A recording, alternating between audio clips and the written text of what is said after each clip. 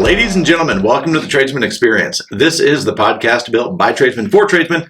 My name is Josh, and across the table on a Saturday morning is Mr. Nate Newton. Nate, how are you, sir? The talent has arrived. The talent has arrived. Who's next to you? We got our special guest in here, Gemini, my beautiful 2-year-old Cane Corso. She's a doll. She is pretty, man. Mm-hmm.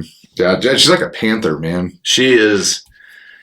Yeah, the moment I saw her, I was like, well, I want one. Yeah. I mean, immediately. Yeah. I took her over to Matt's house last night. We got our good buddy Matt Berlier's in town right now. And Matt's dogs can be they're ranch dogs, you know, so they can be a little ornery, especially Mabel. She's got I think she's part cattle dog. So she has herding tendencies. But I didn't, she's a fuck. So we weighed her last night. She weighs in at 83 pounds. That dog moves like she's 10 pounds. Oh, man. She is agile as fuck. Yeah. And she's fast. Yeah. She moves like a linebacker. Yeah, exactly. Yeah. Yeah. She is fucking awesome, though. How did you end up with her? My sister was running an event for it's called DOG. It's the Douglas County Animal Wellness Center. And she was running one of the events, and she was there up for adoption. And she posted it, and I was like, that's either a big-ass pit bull or a small Cane Corso. So I hit her up, and she's like, dude, somebody needs to take this dog. She's fucking gorgeous. And I was like, I'll swing by the shelter and, just go check her out. Mm-hmm. Sure as shit, I go in there, and I'm like, fell in love with her, like, instantly, and I was like, I went in there on a Friday. They're open Saturday, and then they're closed Monday. So I was like, okay, I'll wait till Tuesday. I don't want to do anything impulsive. I lost 4 dogs last year. I had to put 2 down. I lost 2 in a divorce. And so I'm kind of raw, but I've had dogs my whole life. My entire life I've had dogs. This is the longest I've gone without having a dog. And so I go in there, and I'm like, I don't want to do anything impulsive. I got travel plans coming up, this and that. And so I go home, and I'm like sitting on the couch and thinking about it. And I'm like, I'm not talking myself out of this. Like, I'm fucking in it to win it right now, Yeah. So they don't open until 1 p.m. on during the week or whatever. I was there at 1 o'clock, and the lady that runs the shelter was like, I'm there before the doors open. She opens the door. She looks at me. She goes, I'm so glad to see you here. She's like, you're going to take her home? I'm like, yeah, I'm going to take her home. Yeah. So, yeah. So you haven't had her a week yet. You literally just got her last. Today's a week. Today's a week. Yeah. She's a fucking Velcro dog. I was going to say, what I've just seen, getting to kind of be around you guys this week, is the bond was pretty fast. Oh, yeah. Yeah, it took less than a day, and she feels right at home. And you should see her get the zoomies out back, fucking losing her shit, just jamming around. And then I take her to work with me, so she gets to run around on the sites and do all that kind of stuff, and full write-off because of the size and breed that she is. And the amount of time she spends at the shop, she's technically security for the shop. So I get to write off all of her food, all of her training, all of her vet bills, her adoption fees, everything. So. Yeah. Well, she's a cool dog. I'll have to jump on your Instagram to see some pictures of her. Yeah. And I just took one as you were talking, because I'm going to put it up there. She's splooting right now. She is. She's like, flat belly on the floor. Just that carpet feels good, I guess. Yeah. Uh-huh. But no, man, she is. I've never seen I think you say Cane Corso. A lot of people say Cane Corso. Yeah, it's an Italian Mastiff, and I have a hard time envisioning Italians say Cane. Cane. That's got to be Cane. Yeah, because I've heard it pronounced both ways, but I'm pretty sure it's Cane Corso. Well, I had never seen one in real life. But she's small, too. Which is interesting. 80 pounds is small. I've seen some of the Instagram famous ones. Mm-hmm. Yeah, they get up to 140. They can get pretty big. So she's about halfway there. And now, is she full grown? Yeah. She's 2 years old. So yeah. Fucking sweet as pie, though, man. Oh, man. She's great. She is a lush. Yeah. I don't let her on the bed, but I let her on the couch. Mm-hmm. Dude, and the moment I lay on the couch, she's boom, right into my arms. I was like, okay. You win. Yeah.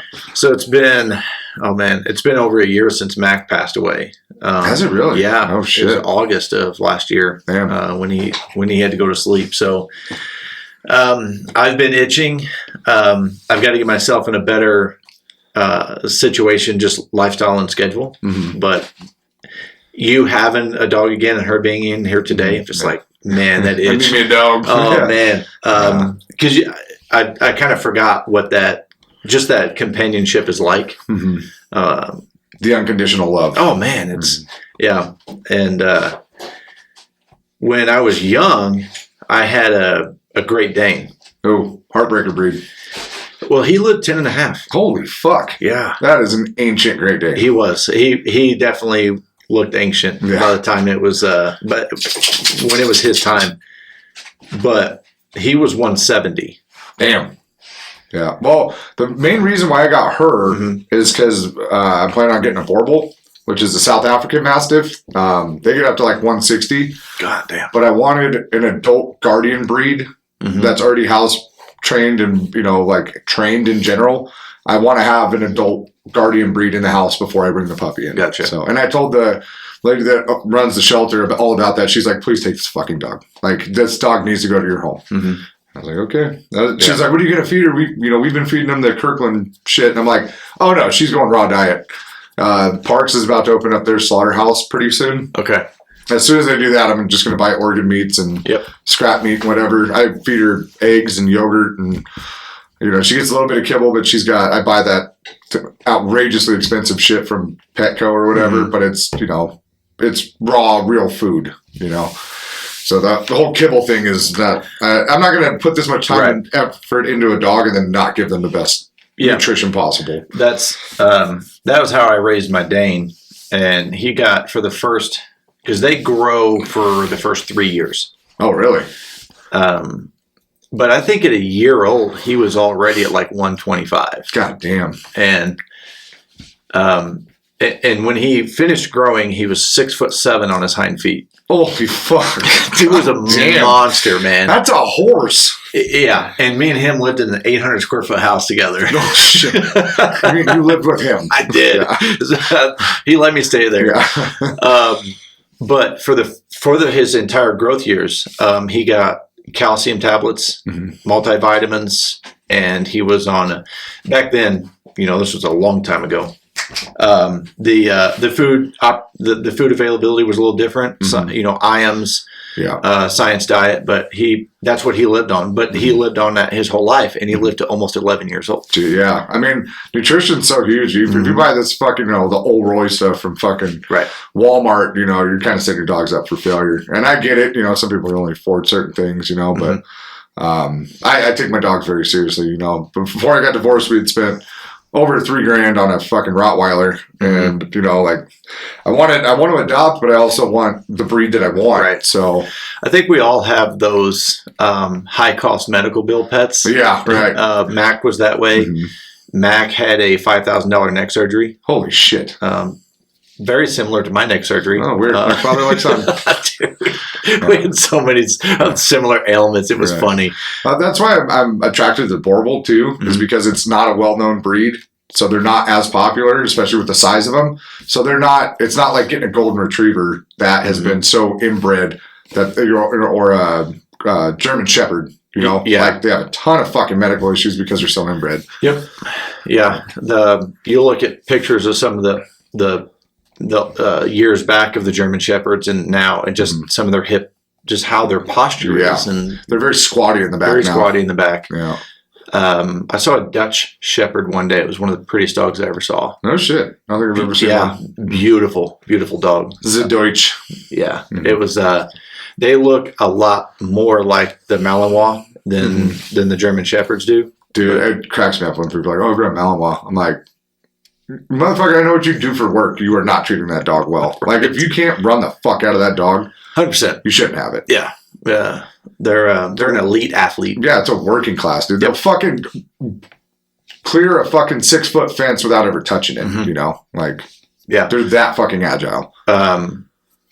One of the guys I know well back in my hometown, he runs the canine unit, and he has one. Mm-hmm. Yeah, fur missile. Oh, dude. Yeah. Can you imagine rolling your window down and that fucking thing come barreling through it? No, I'd Dude, rather be if I maced. see canine unit on the side of the thing, I ain't fucking running, dude. There are no dachshund in there. Yeah, right. Yeah. So There ain't a poodle. I'm gonna fuck you up in a minute. Uh-huh. But he's brilliant with dogs. He's trained retriever, like lab and hunting dogs and retrievers, and then he got into the canine unit and got his dog. And even, and I've been to his house right after he got it. And that dog has to be monitored very closely. It has to be restricted. It's not a fucking family house pet. Oh no, it is a fucking I will destroy your face dog. Yeah. It's a special forces animal, basically. Dude, they put them on paratroopers will fucking jump behind enemy lines with those things strapped to them. Yeah. So I don't know, man. Just seeing you with her, it's awesome.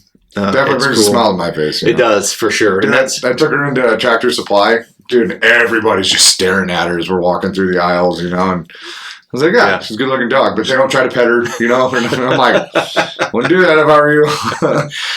Are you going to get her a vest instead of the collar? Yeah. Well, she's going to have a collar, but we're going to get her a vest, but she needs that pinch collar because she is fucking strong, and I don't want to choke her out, so the pinch collars work really well.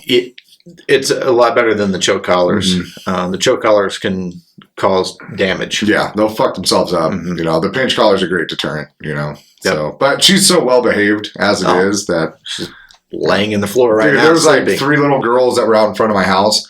They're like, can we pet your dog? And I'm like, well, all right, let's find out. Sure. I knew she came from a family that had kids, and the lady at the shelter told me she was good with kids. So I was like, yeah, go ahead, dude. They're loving all up on her, dude. And she's just mouth open, breathing heavy, just fucking in heaven, you know? And I was like, good. I'm glad to see that. Yeah, she is beautifully intimidating. Yeah.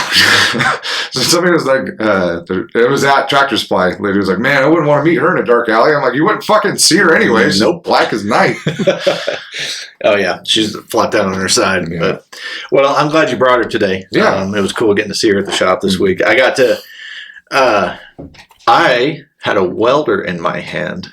Did you know that? Oh, yeah. Fucking Matt told you to tax shit. I was like, that's a bad idea. Don't steal my thunder. I was like, not him. Anybody but him. Matt said, I want you to tack these base plates. I got to the... They were good tacks, though. I did go look at them because I was going to bust your balls over. And I was like, oh, well, I don't think talk shit about. I can tell you those plates are fucking perfectly square on the columns, too. But I'm more proud of that than the tacks. But I got like the third one. And I pumped my chest out. I said, all right, fellas. I said, new welder in the house. And I was like, shut up. Battleborn Welding has a new employee. I was like, oh, okay. So I'm a tacker. Yeah. I'm just a tacker. We're so fucking inundated right now. We really appreciate the help. Oh, man. I've enjoyed it. Getting to get dirty. It was odd object carry for 3 days. I just moved steel every fucking day. Yeah. Whether we were up. We left her in a saw house all day yesterday. Yeah, I spent like 13 hours in there, like 2 days in 2 different days. Matt's like, you gonna leave? I said, I was giving a shit. I said, I'll quit when I'm tired. I quit when I'm done. He's like, whatever. I'm going to the gym. I'm going home. I was like, I know. I was like, I just want to get this shit done. Yeah. And I don't know. It was just, I put my Bluetooth speaker up in the saw house and cranked up my fucking music and just worked. Right. And it's the best time of year for weather here. Oh, dude, it's I fucking gorgeous out right now. We already got snow up on the mountains, too. Saw that. Yeah. Yep. I saw even down when we were in whatever fucking town that is south of Topaz. Colville. Colville. Yeah. There were some patches of snow up. In the mountains down there too. Yeah, talk about a podunk little outfit.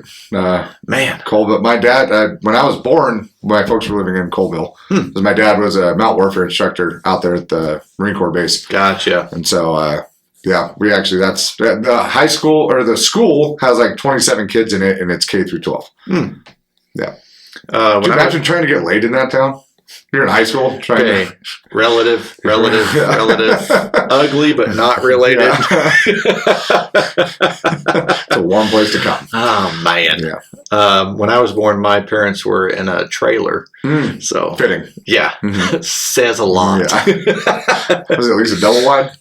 No. It was a single wide? Yes. Did it have a steering wheel in it?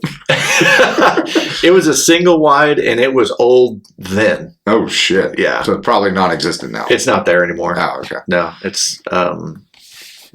I know the vicinity of where it was at, but it was from what I understand, it was a little single wide on someone's property. Oh, and they rented that, Mhm. lived in that when I was born till I was about a year old. shit.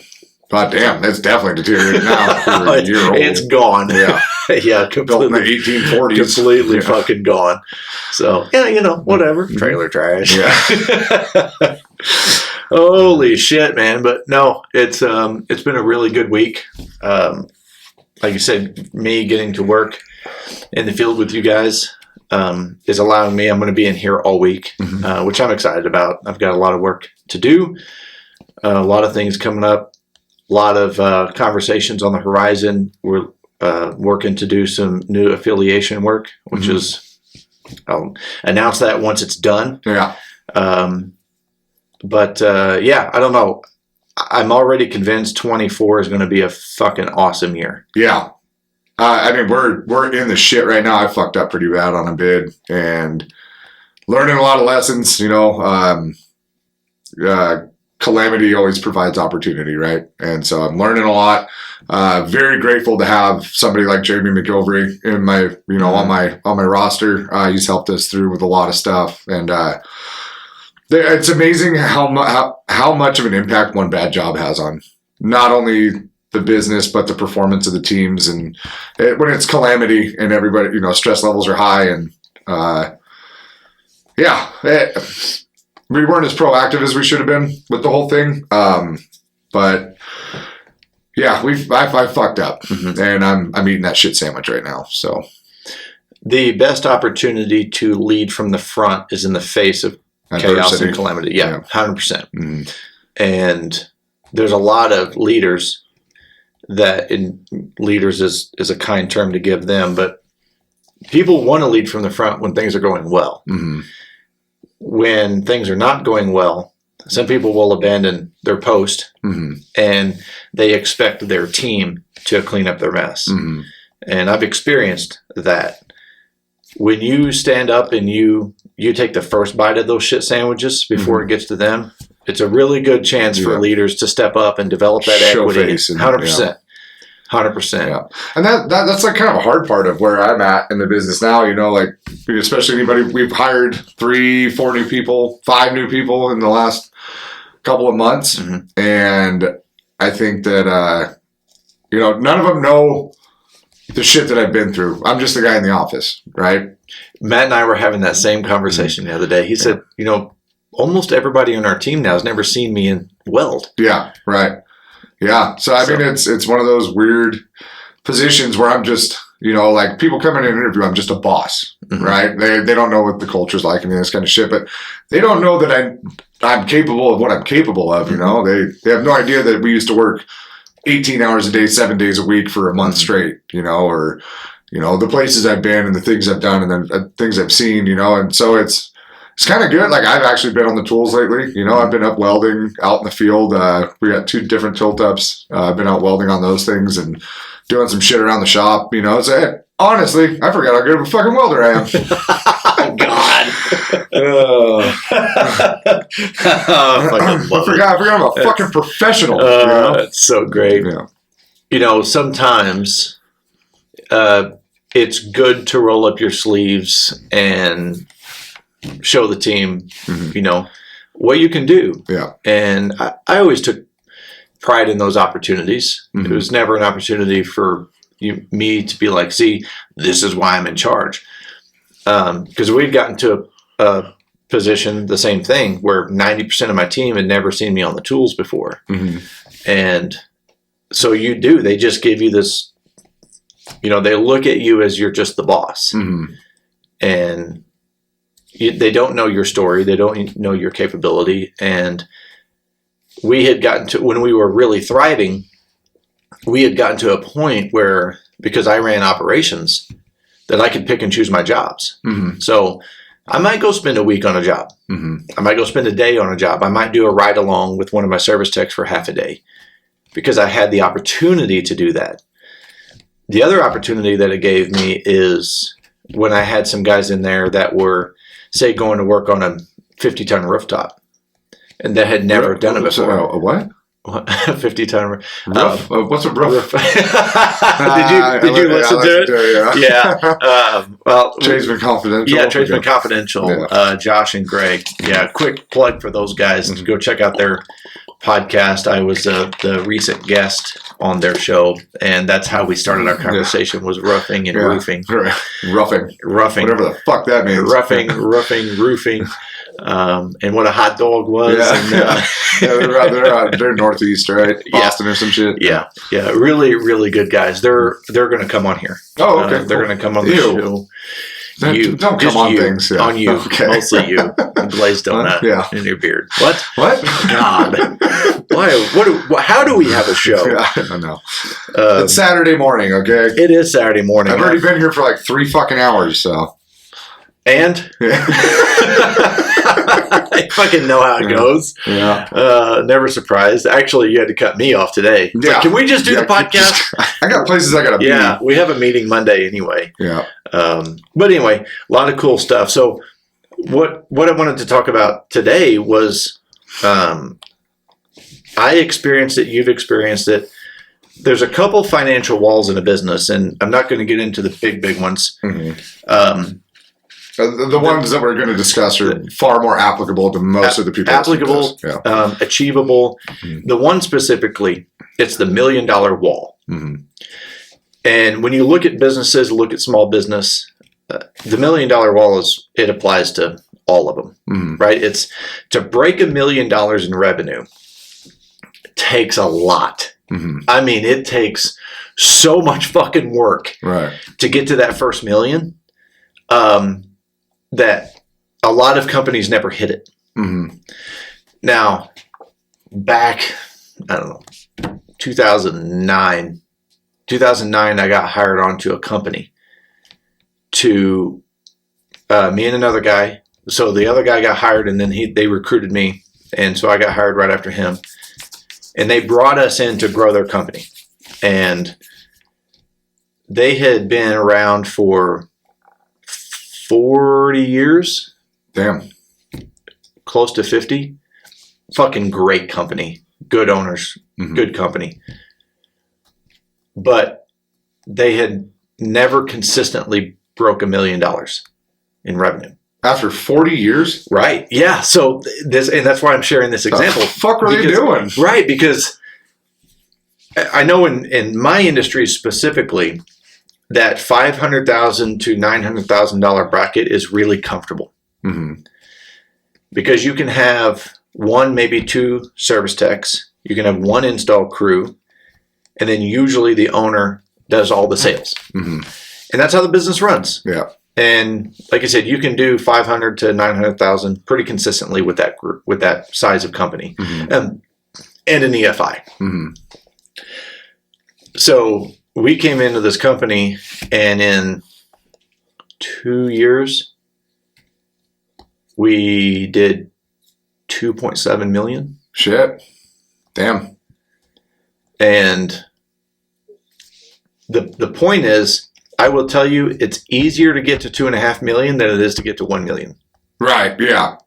We definitely experienced that. Yes. You know, we got to $1 million really fucking fast. I think it was only like our 2nd or 3rd year of contracting, and we were knocking on that door and then surpassed it very quickly. Mm-hmm. But fuck, man, once you move past that $2 million mark, shit gets real fucking Western, you know? And I know that's, you know, the point of the conversation today, but what got you to 2 million won't get you to 5. Nope. You got to revamp everything. And we're 7 years in business right now, and starting as of Monday, we're basically starting over. You and I were talking about that before we turned the mics on, and you know what I said was, I think that's exactly what you need to do. Mm-hmm. It's a tremendous opportunity. Yeah. Because you don't have to go to 0. Mm-hmm. Right? You're getting to start over at 2+ million. Mm-hmm. And you're right. What got you to 1 million won't get you to 5. Right. The systems, your sales process, mm-hmm. your clients. Right. Well, like, because we have a $1.9 million. So in the state of Nevada, when you get your contractor's license, it's one of the hardest states in the union to get your contractor's license. Yes. And when you get your contractor's license, you have to provide financials.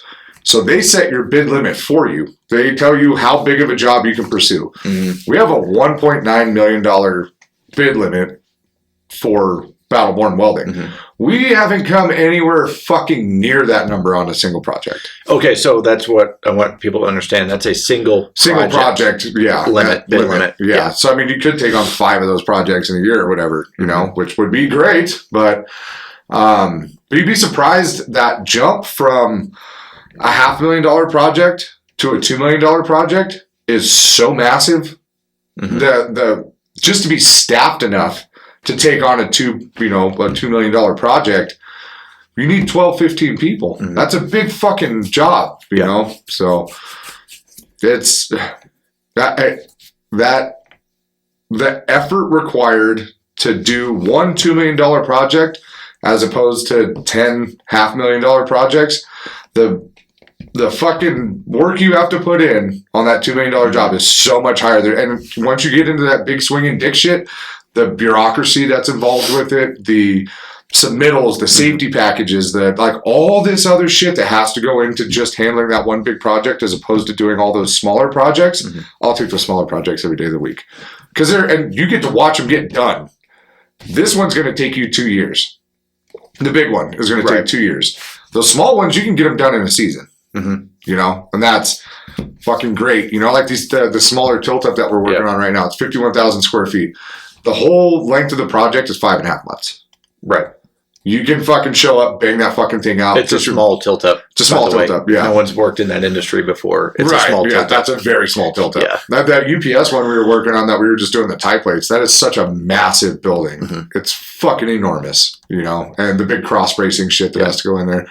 Well, our friend Mr. Bentley, he was on 1 million square foot. Yeah, we have a couple of those going on up in USA Parkway right now for Amazon and Google, I believe. But so Martin Harris, which is a massive contractor here in the state of Nevada, they're based out of Las Vegas, and they're just now moving into the northern part of the state. They sent us a bid package for that 1 million square foot tilt up. And I looked at it, and I'm like, well, there's no fucking way we can do this for $2 million. I quoted out just the 10 by 10 by 5/8 columns that were in that building, $2.6 million just for the steel with no markup. And I'm like, yeah, that surpasses our bid limit right there. And then they were like, what if we buy the material for you? And I'm like, no. We can't staff that fucking thing. Yeah. And staffing it, I mean, that's difficult, right? Because you guys do, because you're culture focused, you guys don't hire people to lay them off when the project's done. Right. And yes, that it does slow growth, but the quality of growth that you have is more sustainable. Mm-hmm.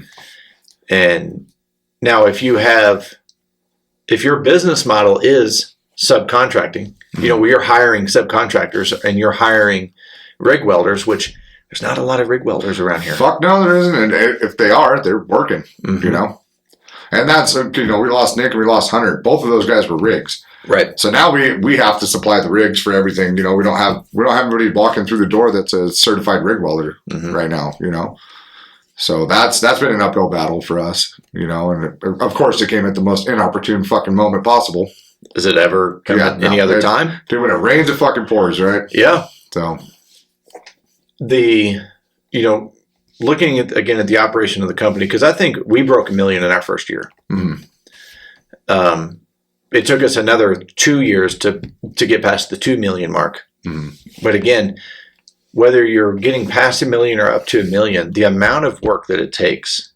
I was having a conversation with a guy the other day, and I won't share your name. I won't share his name because he didn't give me permission, but I can tell you as a single owner operator, he's projected to close out the year at about $350,000 in sales. Shit.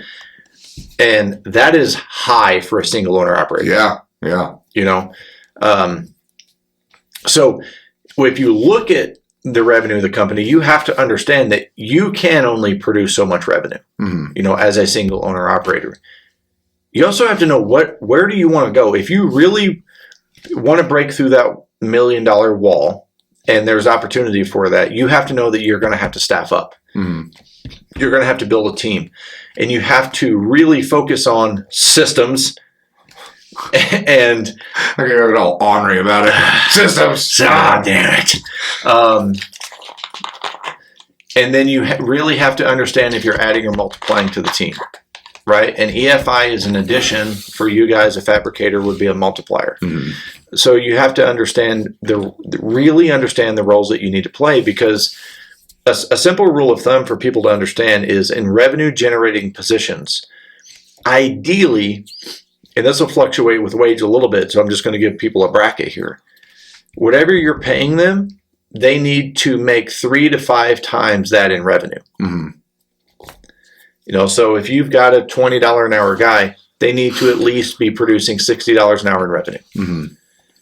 If not 100. Right. So that 3 to 5, times bracket.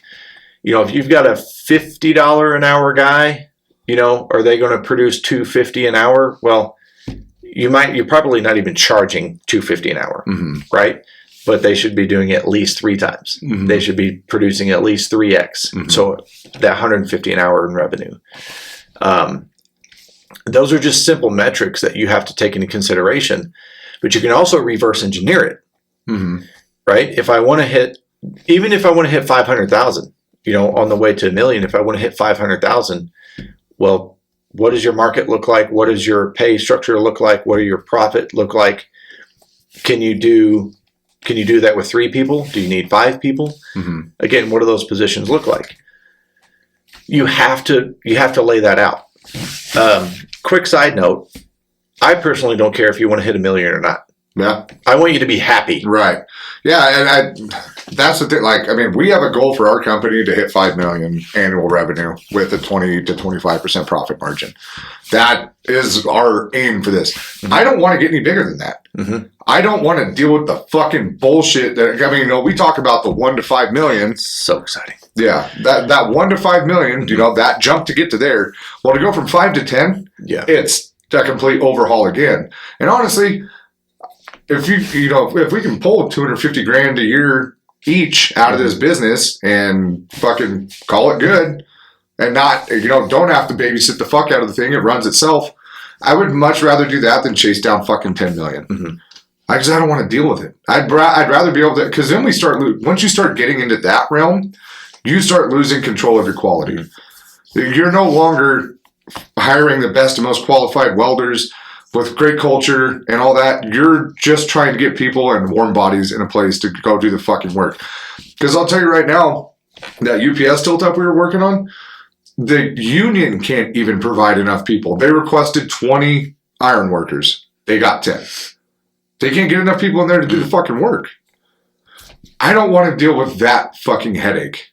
I would much rather take an honest, run at providing the best environment possible for the people that work for us and keep that under control, mm-hmm. as opposed to going after big ticket shit like that, I learned that we, staffing wise, which we were too heavy, including myself and my business partner, there were 17 of us in the company. Mm-hmm. And we had too much overhead, mm-hmm. for our revenue. Revenue per overhead, we were tilted the wrong way. Some things happened. We had to reshift. We lost a huge fucking job. I learned when we were about 10 to 12, man, we were a force to be reckoned with. That's the thing. I want a well-lubricated machine. Mm-hmm. I want people that are stoked to be there. They're driven to be there. There's opportunities for them to grow and create a better lifestyle. And those people get to walk away from that job every day going, we fucking crushed it. Mm-hmm. And it's not this revolving door of union assholes coming in and out. People that aren't there to build a project, they're there to build a paycheck. And I literally had a guy tell me that when we were up in those fucking useless Boilermakers out of Vancouver. Bunch of fucking cunts. But the dude told me in the parking lot when he showed up, he's like, I'm not here to build a pipeline. I'm here to build a paycheck. And Matt and I welded one of those joints in 8 hours, so 16 man hours total. It took them 120 man hours to weld a joint. Like, Interesting. okay. I will never be associated with something like that ever again. Nor the opposite end, Mhm. right? How many contractors around here in your industry are paying $17 an hour? Oh, dude, it's criminal to pay somebody less than $20 an hour out here. I'm on a complete sidebar here because I had an interesting conversation a few weeks ago. This seems like the appropriate time to bring it up. I'm doing some work we'll call locally for the juvenile detention, one of the juvenile detention centers. So I'm doing some work. You checking up on your with kid? them. So I've got to meet all different kinds of people. You have to do background checks. There's all kinds of neat stuff that you get to do to have the opportunity to go in and work with these kids. In one of my latest conversations, we were kind of brainstorming and prepping for this 3-week course that we built about personal performance. And she said, she goes, I got a lot of the kids in here are in gangs or affiliated with gangs. And she said, one of the things that I would like to kind of message I would like to send is, not that direction. She goes, all of these gangs do is they bring them in, they exploit them, they get them in trouble, all this kind of stuff.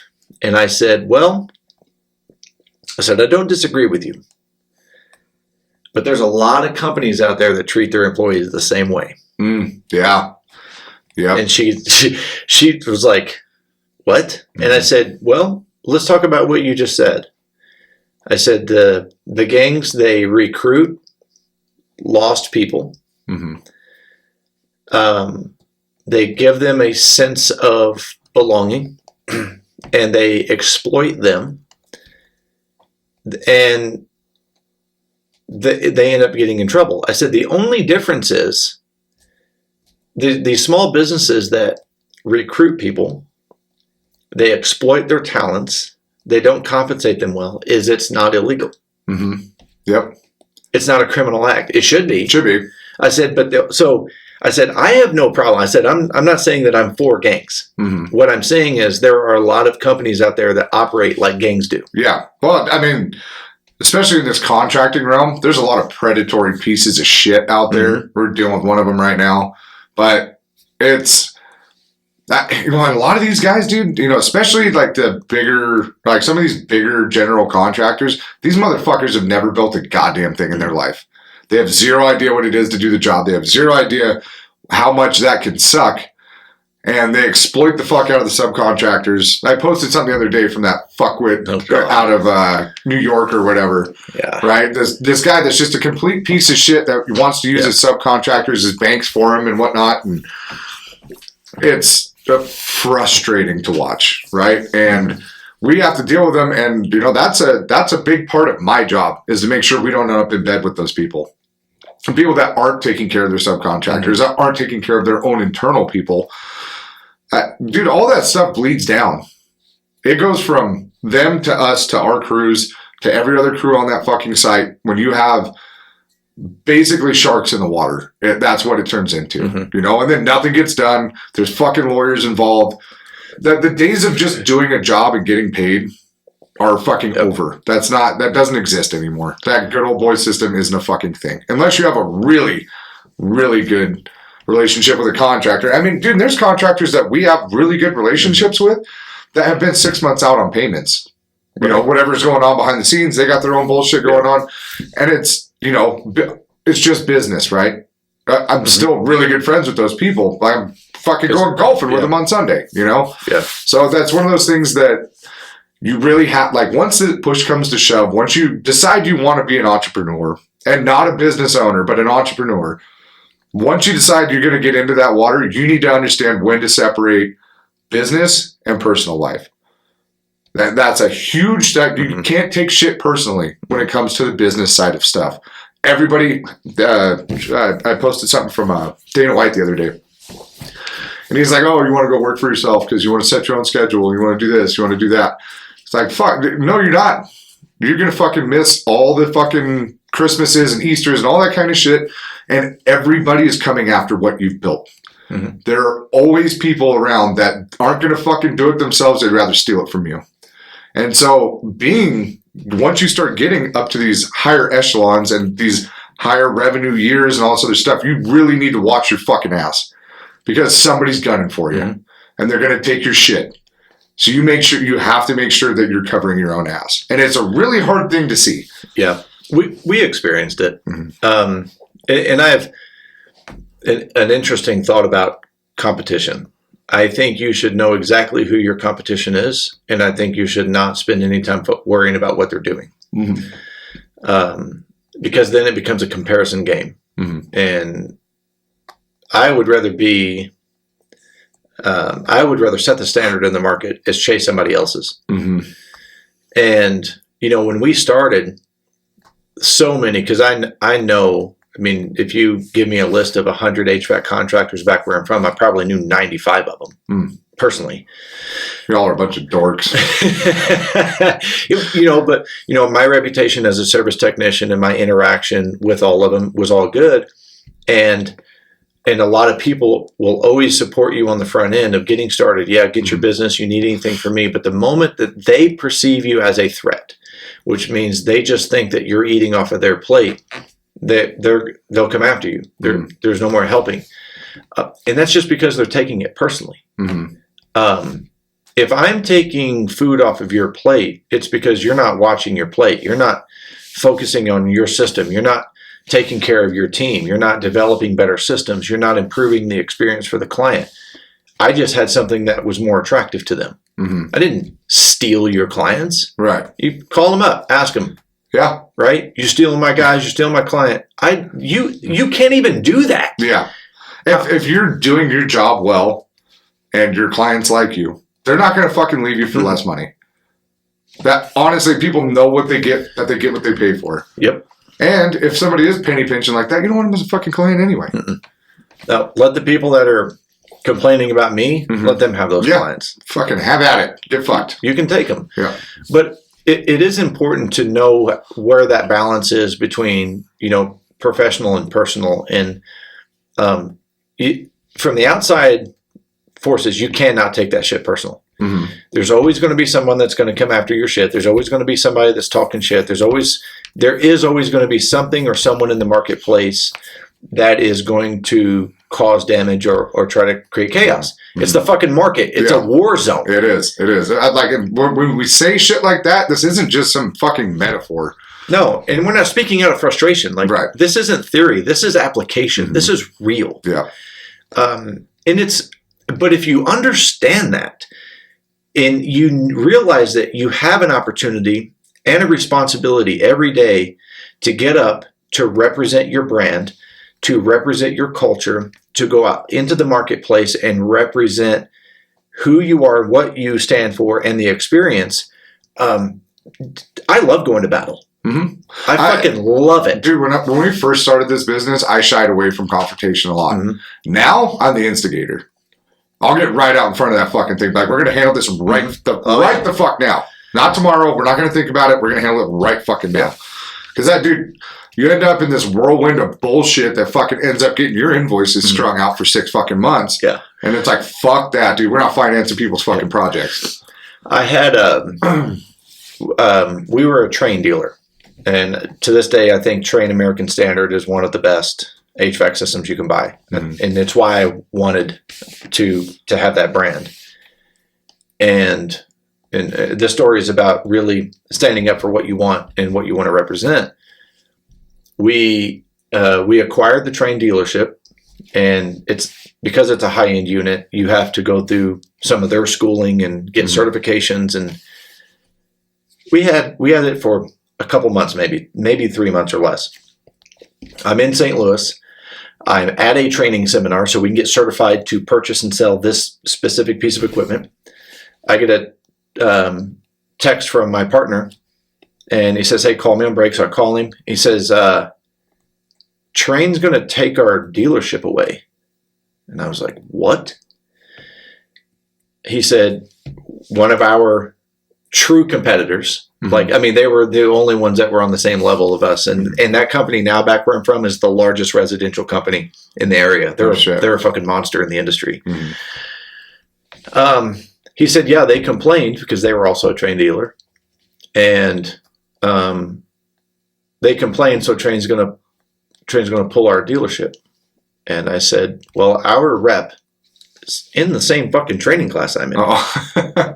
He's also there. Yeah. Come here, motherfucker. We need to talk outside. So I get off. I said I'll have this handled by the end of the day. Mhm. And so I get off the phone. I go, because we were on break, and I go over to the rep and said, hey, we got to have a conversation today. Mhm. And he was like, okay. We go through training. We get to the end of the day or last break. And this is where I got the term war room from. In their HQ, they had this conference room, and it was tagged war room. Hmm. So we go in there, and he said, what's up? I said, I hear you're taking our train dealership away. He goes, man, he said that, this company, he said they complained, they're threatened to leave, and he said, I don't really know what to do. He said that, and I said, well, I'm not going to let you take our train dealership away today. Here's what we are going to do. You're going to give me 90 days to prove that I can increase your market share without taking it from them. And this is what you should have told me in the beginning. You should have come to me and said, hey, I've got some conflict with one of my other dealers. We're going to track your sales and market share and theirs, and you've got 90 days to prove that you're growing our market share and not just taking from them. I said, that's what you should have done. So that's what we're going to do. Mm-hmm. You give me 90 days, and I'll prove to you that we deserve this line. Mm-hmm. And obviously I'm summarizing the conversation, and he goes, okay. At the end of that year, Train awarded us we ranked in the top 20 fastest growing companies in the region. Oh, shit. So you have to understand what it is that you want, and you have to be willing to go out and, to use the phrase for my good friend, Mr. Nate Newton, you have to get kicked in the dick. But you also have to be willing to stand there and go, no, this is what we're going to do instead. Yeah. And you take that fucking kick in the dick with a smile on your face, Yep. standing straight up. You don't take a knee, nothing. Stare them right in the fucking That's right. eyes. And dude, making demands, that was such a hard skill for me to learn, because you have to have confidence to do that, right? Mm-hmm. And when you're starting out, you don't have that confidence is not there. Everything is fucking new. You have no idea what you're doing. But at some point, you figure it out.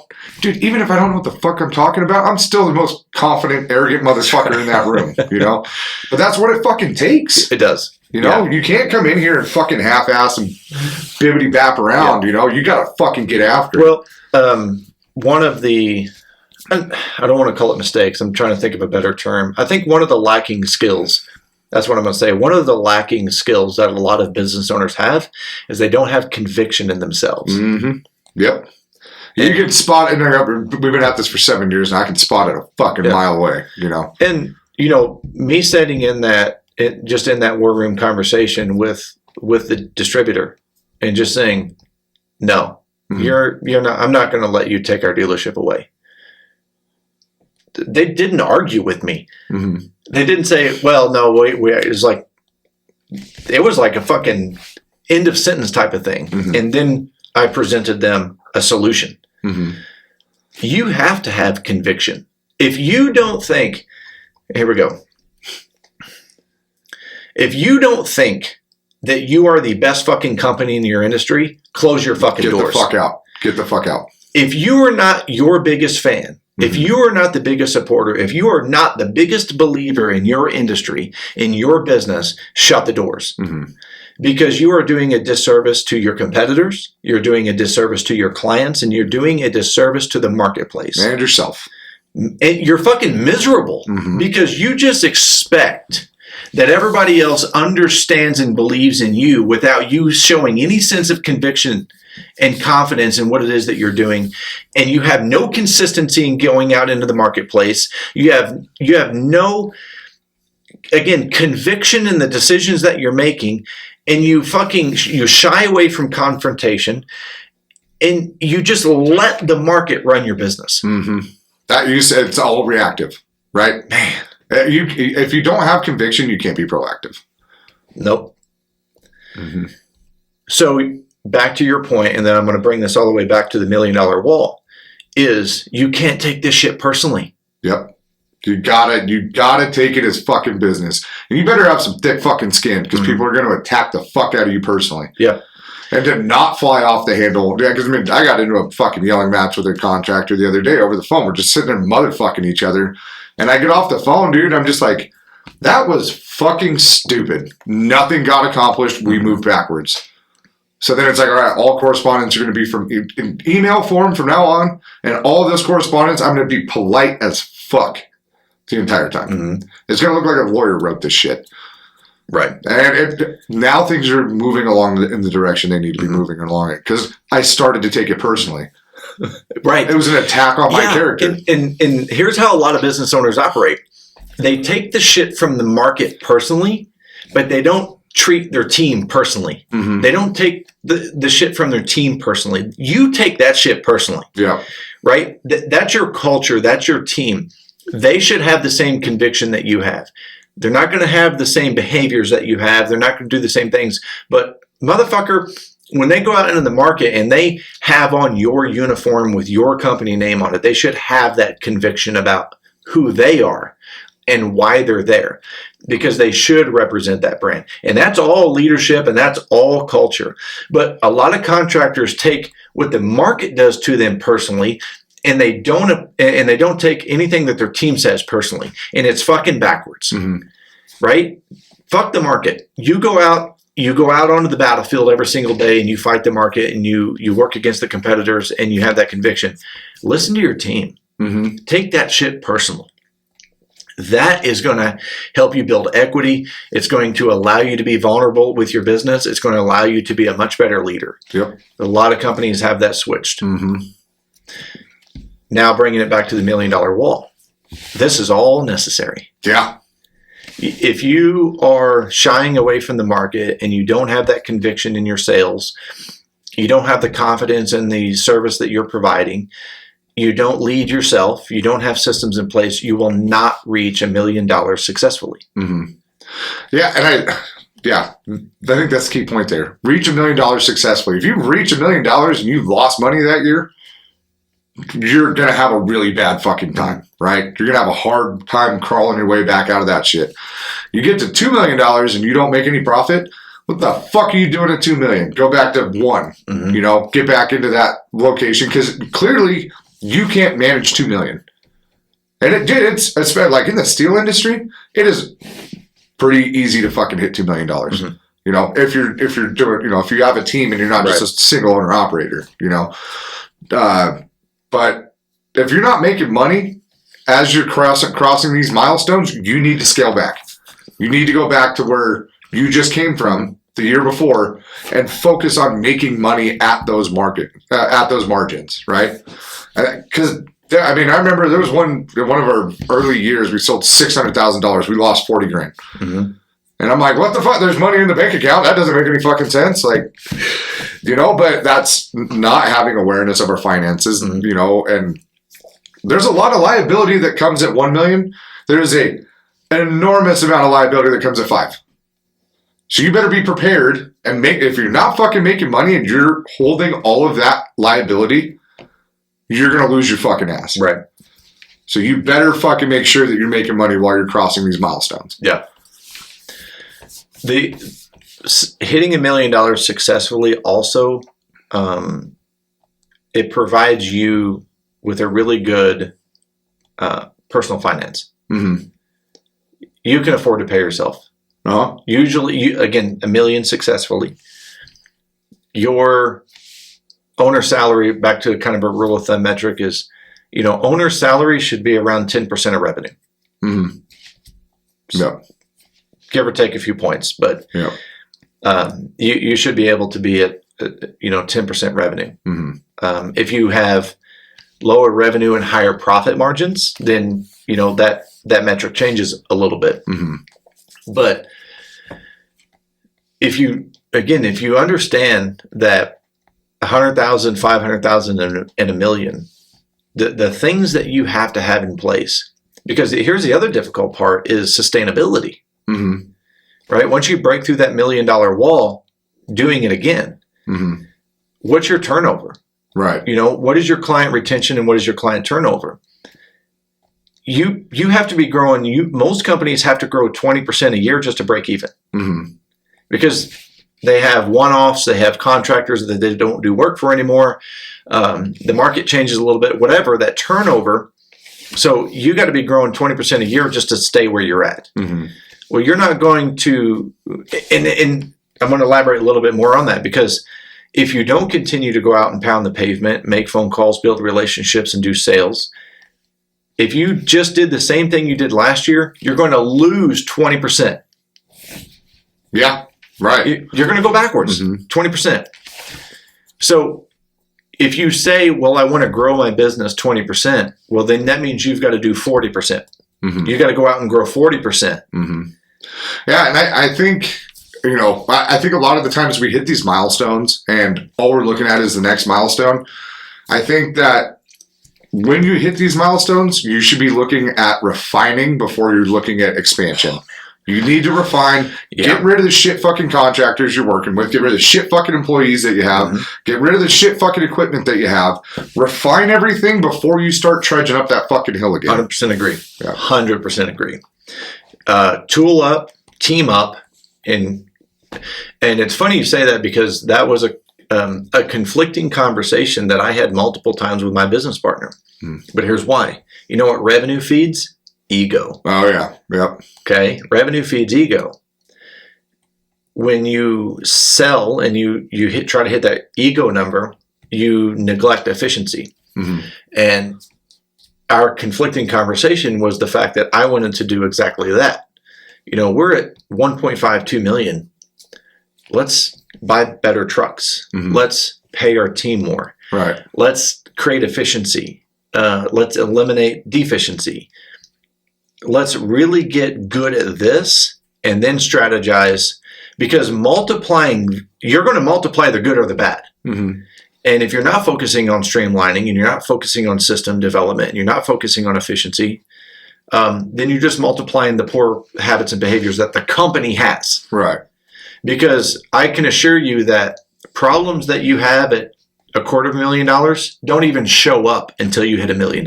Right. Right. And then when you hit 2 million and 3 million and you work to that $5 million wall, those poor habits and those poor efficiencies compound the same amount. All that little quiet shit, the nuanced stuff gets real fucking loud as soon as you start getting up to those bigger echelons, The disorganization in a company multiplies. Oh, dude. So hard. So hard. And I have a football coach that I had, Ernie Monfletto, when I was in high school. He'd always tell us, take care of the little things and the big things will take care of themselves. I think we hyperfixate on the large scale problems when honestly they're caused by little bullshit habits. Mm-hmm. And we need to pay attention to those little bullshit habits. That magnifies. And you see it a lot more clearly once those numbers start getting bigger. Yep. The whole wasting 10 fucking minutes on a job site. You got 8 fucking dudes standing around with their fucking dicks in their hands staring at one guy work for half an hour. How much did that just cost you? Mm-hmm. Yeah. Because when it was just you and one other guy, that wasn't that big of a deal. Right. 8-man crew standing around with their fucking dicks in their hands for half an hour. That's 4 hours. Let's say you're charging $150 an hour. Yep. If I see a team of people standing around, they better be strategizing for the day. Yeah. And dude, because there's been multiple jobs where I pull up and everybody's just standing there like, oh, well, we're trying to figure this out. Okay, this is my 3rd time at this job site today. Why the fuck is it you're all standing here every fucking time I pull up? Or you just show up at the wrong time. Bullshit. You don't fucking work like that. Right. That's fucking horseshit and you know it. Yeah. Let one person focus on a problem solving and let other people, if they need to move, if they need to do something, do something. Do something. And that's, I used to work for a guy, he said, do something even if it's wrong. Yeah. Because you did not want him catching you standing around. Mm-hmm. And, you know, I kind of embody that too. And they don't let me catch you standing around. Mm-hmm. You know, that's how one of the greenhorns we hired, that's how he got his nickname. Fucking slow train. You know? Fucking pull up to a big job site. We're doing a new construction add-on to a restaurant. And we're doing, you know, all the ductwork, ventilation, everything. And so I've got I got 4 guys on site. So I've got a coordinator, install team, and a greenhorn on site.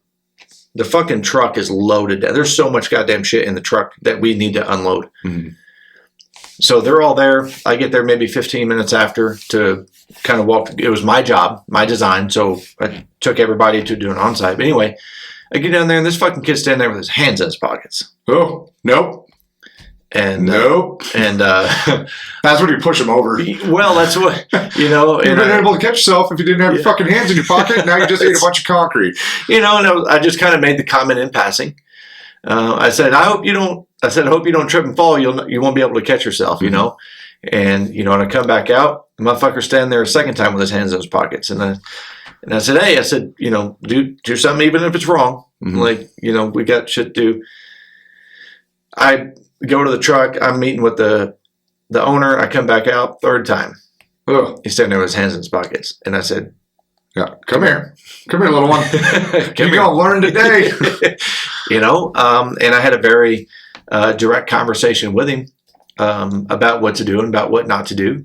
And told him, don't ever let me catch you standing around with your hands in your pockets again. Mm-hmm. That's the day you'll be done. Yep. And, you know, what I also learned from that too is he was one of those greenhorns or one of those people that needed a clear, simple direction. Mm-hmm. And he had one speed. So you know that Spud speed.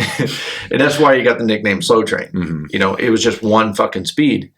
But what I learned was I could give him the shittiest job on the site. He would never complain and he would never stop.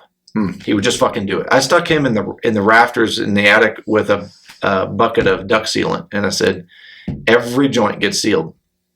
I didn't hear from him for 2 days. Yeah. You're like, is he still here? He's still there. Yeah. You know, but that's me learning my team. But again, it's like that expectation. The $1 million wall, again, because we're talking about the team, is the team. I'm not talking about people. Okay, I'm talking about the team and the concept of team and position. The team that got you to $1 million won't get you to 5. Mm-hmm. Okay, which means if you want to keep the same people, they have to grow. Yep. They have to evolve. They have to. And that's such a staple of our interviewing process. It's like, hey, so what do you want to do? Let's find out. Do you want to grow? And are you capable of growing? Mm-hmm. If not, understandable, but this ain't the place for you.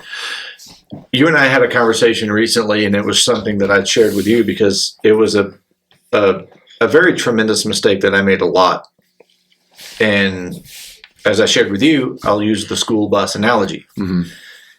Your business is a bus, and every seat is a position in your company. Mm-hmm. What we want is drivers and front seat passengers. Mm-hmm. And that's the team that we want to build.